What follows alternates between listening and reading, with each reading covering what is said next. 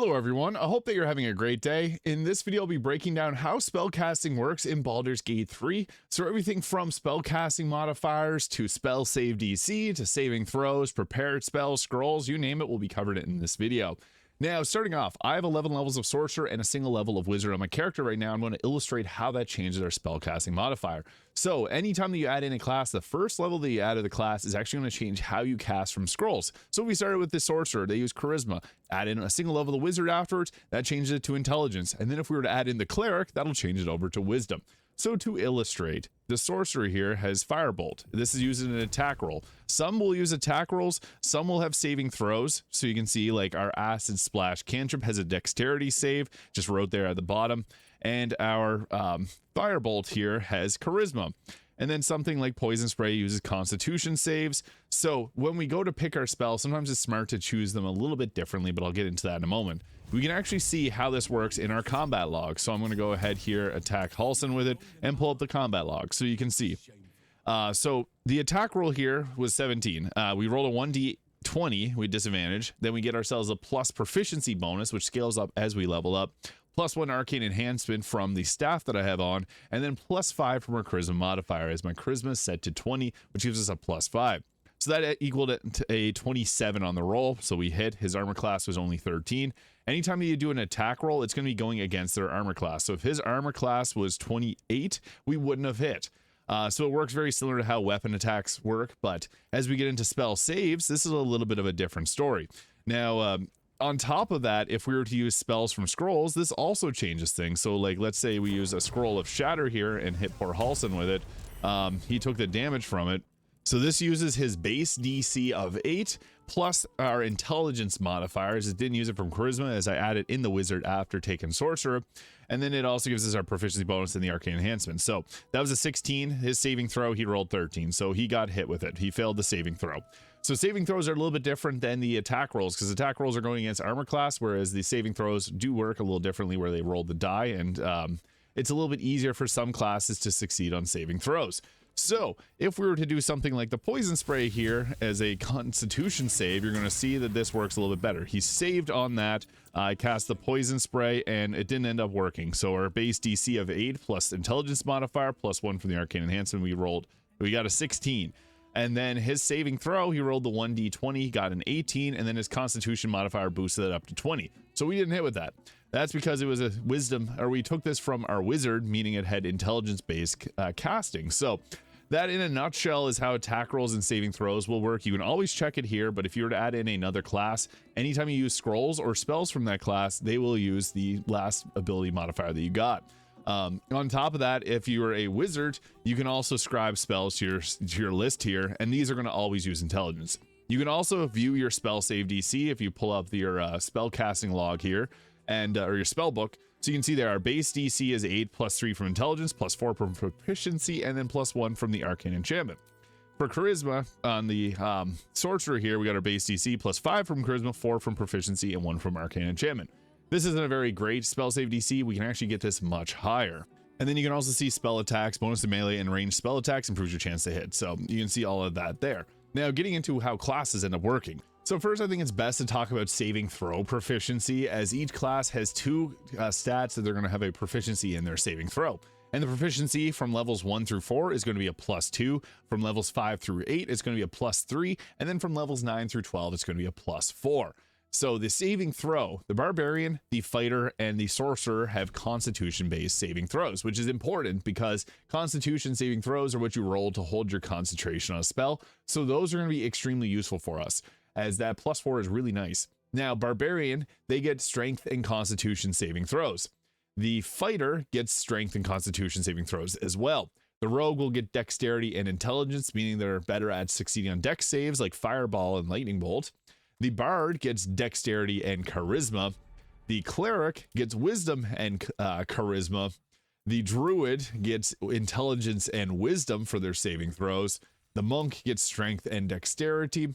And the paladin gets wisdom and charisma saving throws. Wisdom saving throws are also extremely useful because hold person and command are both a wisdom save, which are some of the most painful spells to get hit with. Ranger has strength and dexterity. Rogue, as I mentioned, has the dexterity and intelligence saving throws. Sorcerer, again, Constitution and Charisma. So those are two really good ones, or Constitution especially is a really good one to have. The Warlock is Wisdom and Charisma, and the Wizard is Intelligence and Wisdom-based saving throws. So Sorcerer, Fighter, and Barbarian got the best. That plus 40 or Constitution saving throws is massive. That's why a lot of people dip a single level of Sorcerer at the start, or Fighter, or Barbarian. With these, you also get armor class, and the Barbarian will give you, if you wear robes, a bonus equal to your Constitution modifier to your armor class. It's separate from what we're talking about, but these are all nice to start off as a spellcaster. Now, each class also has their own specific spellcasting modifier. So the Bard uses Charisma, the Paladin also uses Charisma, the Sorcerer and the Warlock, these are all Charisma based. So these are great for the face of the party. The Bard is a full spellcaster. They get 6 levels, or they get level 6 spells at max level. The Paladin is a half caster, meaning they only get level 3 spells at max level, and at level 9 that's when they get their level 3 spells, whereas something like the Bard gets level 3 spells at level 5 character level or class level. The Sorcerer is a full caster, so they get upwards of level 6 spells and they use Charisma. And the Warlock doesn't use spell slots, they use their Pact magic. Now, Pact magic works very differently. You can't actually multi-class and get Pact magic to stack with your spells. So if you took 6 levels of the Warlock and 6 levels of the Sorcerer, you're going to have effectively a level 3 spell casting on both of them because they don't stack up together. And the other thing with Warlock is their spell slots recover on short rest, whereas everything else is long rest. So you want a long rest often, obviously, as it progresses the story, but to get your spell slots back. The Warlock, however, does get a single level 6 spell that they can use once per long rest, where everything else is on a short rest. So they can get spells like Circle of Death, Eye Bite, etc. They get their own special spells later on that they can only cast once per long rest. Now, into intelligence-based casters, it's just the Wizard, really. You also got the Eldritch Knight Fighter and the Arcane Trickster Rogue. But these are less than a half caster. They're a third caster. So they end up only getting level 2 spells. So the Arcane Trickster Rogue and the Fighter. Now the Eldritch Knight Fighter got a really big buff recently with patch 8, giving it Booming Blade. And then it can do 4 attacks per turn with that. So the Eldritch Knight isn't much of a spellcaster. I wouldn't use these two as spellcasters. If you want to do intelligence-based casting, the Wizard's the way to go. But the Wizard is also pretty useful in a variety of different situations because it can multi-class very well. Now for wisdom-based casters, the Cleric is a wisdom-based caster, the Druid is a wisdom-based caster, and the Ranger. Now the Ranger is similar to Paladin. It's only a half caster, so at level 9 they get their level 3 spells, and that's the maximum they get. They don't get level 6 spells in this game. So that is all the spellcasters. Now there's another thing that we can talk about here with prepared spells. So the Cleric, for example, they prepare all their spells. Same thing as the Druid. You can't actually prepare them at level 1. But basically, they get a large variety of different spells, and they can access them at any time by going to their spell book. So the Cleric, the Druid, the Paladin is a prepared caster, and the Wizard. So these 4 all get to choose their spells at any given moment. So if we were to take like the Cleric here and then go to our screen, you can actually do this at the very start of the game with Shadowheart to take command spell. Go into your spell list. You can see here all your spells are available at any time to swap out as you please. So you can literally swap these on the fly. If you need Sanctuary, oh, we can take off one of our spells and prepare it. So it works really well because anytime that you need a spell, you can always just go to your spell book and grab it. The Wizard has this even heavier because they can learn spells from scrolls. So it's combined from your spellcasting level. And we'll get into combined spellcasting levels in a moment here. The Wild Magic Barbarian also does a bit of spellcasting, not really in the traditional sense, but he uses Constitution for that. But as we look into so we were talking about prepared spellcasters, Cleric, Druid, Paladin, and Wizard. There's non-prepared or kind of like a spontaneous caster like the Sorcerer. So you can see here, they select their spells, and whenever the Sorcerer has a lot less spell selection than a Wizard. So you get to take 2 spells here at level 1, and then as you continue to level up, you can only take 1 spell. But what you can see with this, every time that you level up with a spontaneous caster, you can actually take a spell and then replace a spell. So if you're like, I don't really like Chromatic Orb, let's take that off. Boom, you can now put in something like some Thunderwave there. So as you level up, they can swap out their spells, but they can't freely prepare them. So like the Arcane, or the Eldritch Knight, the Arcane Trickster Rogue, the Bard, the Sorcerer, and the Warlock, and I guess the Ranger as well, they all get spells that they can swap out once per level, but they can't prepare them. And also, I guess the Monk, the Way of the Open Hand, or Way of the 4 Elements Monk is another caster here, and it uses Wisdom for its spell casting. So that is another choice I guess I should have mentioned there. The Way of the 4 Elements Monk does get spell casting, but they're a spontaneous caster like the Sorcerer, Warlock, a Ranger, and the Bard. So getting into combining spellcasting levels. So let's say we took a single level of the sorcerer and we wanted to add 11 levels of the wizard. This will fill it all the way up to a level 12, or it gets full spellcasting level. So at level 11, you'd be able to learn spells from scrolls equal to level 6 spells. So the strongest spells in the game you can learn at level 11 because we have full spellcasting. But let's say we took 2 levels of the warlock and then 10 levels of the wizard. We're stuck at level 10 or level 5 spellcasting because we only have 10 levels of a true full spellcaster, because the warlock doesn't actually really count due to their pact magic being separate. However, we could take a single level of the warlock and do 11 levels of the wizard, and it would still work because we have the requirement of getting up to a level 11 in that class. So we could go 11 levels of the cleric and take a single level of the wizard. That's effectively a full spellcaster. Now, there's some cool interactions here. You probably have seen some of the builds where, let's say we took 10 levels of the bard and 2 levels of the paladin. Since the paladin is a half caster, you still get full spellcasting level because those 2 levels are effectively 1 spellcasting level added on to the 10 levels of the bard. That takes us up to the requirement to get level 6 spells. So that works great. One of my recent favorite builds from patch 8 is going with the blade singing wizard, 10 levels of that so we get up to level 5 spells, and then taking 2 levels of the paladin for divine smite. And that, again, is a half caster, so then you get level 6 spells. The same thing would happen with the ranger. It wouldn't happen with the fighter or the Eldritch Knight fighter or the Arcane Trickster rogue because they're quarter or third casters, so you can't actually take those without going 11 levels and get level 6 spells. So that's just something to keep in mind. And both these have their subclass at level 3, so there's no way to get level 6 spells naturally on an Eldritch Knight or an Arcane Trickster rogue. But again, if we went 2 levels of paladin, 10 levels of wizard, you can get the full level 6 spells. And speaking of spell slots, so if we were to go all the way in on this, so for example, I went 10 levels of sorcerer, 2 levels of wizards. This isn't a very good build, but I just want to illustrate this.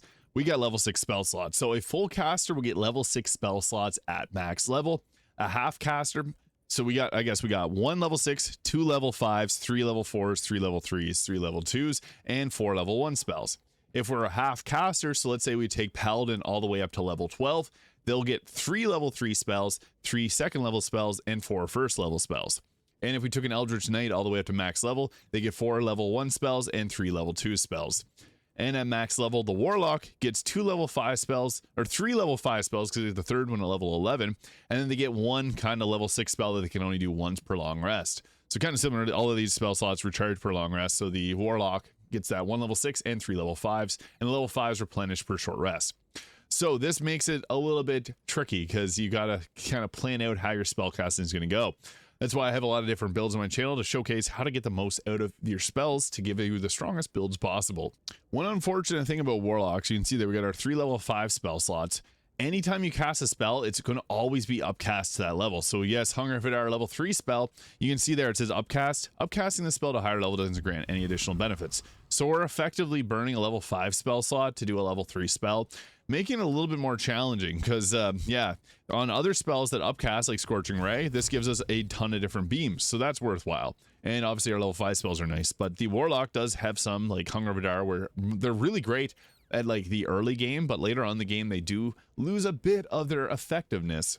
But things like Fireball will be upcast too, so that just makes them even stronger, so that can be nice as a warlock. But the warlock, again, if we took 5 levels of the warlock and 7 levels of something else, it's not going to have full spellcasting progression. So something else not directly related to spellcasting, but still very important to know, if we multi-class, let's say we have someone that has light armor proficiency, we multi-class in like the fighter will give us only medium armor proficiency. However, if we started as the fighter, not only do we get that very powerful constitution saving throw proficiency, we will also get heavy armor proficiency. You don't get it by multi-classing since it's a class feature. However, subclass features do actually work. So if we were to add in the Cleric and take the Tempest Domain, since the Tempest Domain gets heavy armor as its subclass feature, that will allow us to get heavy armor proficiency. So you can have your sorcerer or wizard getting heavy armor if you take a single level of the Tempest Domain, and it also gives you a reaction. So if you're looking to buff up your spellcasters, a single level dip of Tempest Domain gives you heavy armor. It also gives you a very powerful spell with Create Water, as it doesn't require you to use your wisdom for it.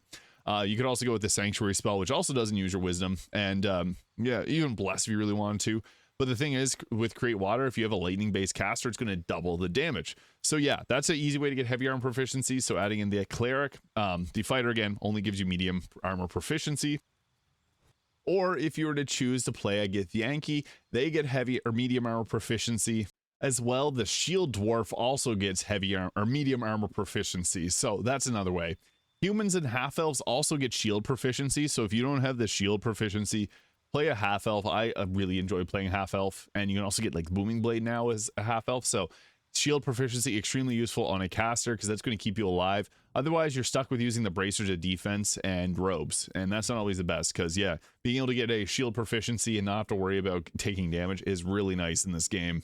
And while I'm on the topic, the Warp Headband of Intelligence, which you can get pretty easily in Act 1, will set your intelligence to 17. So if you wanted to add in spellcasting levels, you can do something like this. Another really effective item is the Helmet of Arcane Acuity. Now, whenever you deal damage with a weapon attack, this gives you 2 stacks of Arcane Acuity. So that's a +2 to your spell save DC and spell attack rolls. Where this becomes extremely powerful is you can put this in like a bard and then use the Arrow of Many Targets, which counts as multiple weapon attacks. So you can get a +10 to your spellcasting save DC, which is extremely useful. So just to kind of illustrate what that looks like. So if we're doing melee attacks against a target here, you can see we're slowly stacking up the Arcane Acuity. So we get a +8 to our spell attack rolls and spell save DC, and it reduces by 2 every time you take damage, or each turn you lose 1. So you can see there our spell save DC is going up a lot higher, and you can actually get yourself upwards of like a +30 to your spell save DC. And there's also the Gloves of the Battlemage's Power, which does a similar effect to stack up Arcane Acuity, meaning you can have less than ideal spellcasting and still hit your shots. Like a 21 here is pretty good. It gives us an 8 base DC, 1 from Inner Intelligence because I swapped off the helmet. But ideally, you'd have the Gloves of the Battlemage Power and the Intelligence Circlet, which is both count as clothing, so you don't break heavy armor, or you don't have light armor if you want to use something else. So yeah, that's a good way to be able to stack up your spell save DC without having to focus too much. And then you can also then use your cantrips and have a much higher hit chance on your cantrips, have a much higher hit chance on your spells. So this one here is a spell attack roll, and you can see it was hit for 12 damage. This even used our shoddy little 1 intelligence modifier, and we still were able to hit because of the extra Arcane Acuity stacks building up. So yeah, that in a nutshell is spellcasting in Baldur's Gate 3. Spells that have an attack roll will have critical hits, and they go against the target's armor class. Spells that have a saving throw, like Lightning Bolt with its dexterity save, will go against the spellcasting modifier there, which you can see right there, dexterity save. So it goes against his dexterity, the 8 base DC, plus R4 from charisma equals 16, and their saving throw is a 1d20, which they rolled a 12, and they got a +2 from their dexterity modifier, which gave them 14, which we beat them with our 16. So yeah. If you have any questions related to spellcasting, feel free to leave a comment below, and I can help out the best of my ability. And let me know what kind of content you want to see next. Have yourself an amazing day. Hit the subscribe button if you haven't already, and I'll see you in the next video.